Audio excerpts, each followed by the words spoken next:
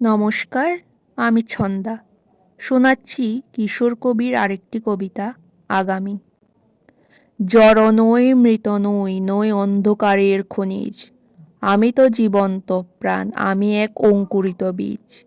মাটিতে লালিত ভীরু, শুধু আজ আকাশের ডাকে মেলেছি সন্দিগ্ধ চোখ, স্বপ্ন ঘিরে রয়েছে আমাকে।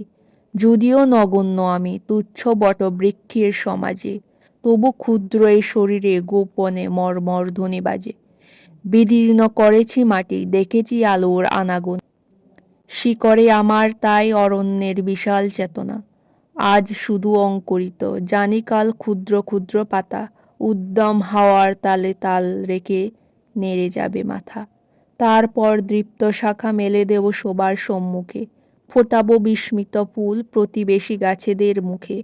সংহত কঠিন জ্বরে দৃঢ় প্রাণ প্রত্যেক শিকড়, শাখায় শাখায় বাধা প্রত্যাহত হবে জানি ঝড়। অঙ্কুরিত বন্ধু যত মাথা তুলে আমার ওই আহ্বানে, জানি তারা মুখরিত হবে নব অরণ্যের গানে। আগামী বসন্তে যেন মিশে যাব বৃহতের দলে, জয়ধ্বনি কিশলয়ে সম্বর্ধনা জানাবে সকলে। ক্ষুদ্র আমি তুচ্ছ নই, জানি আমি ভাবি বনস্পতি।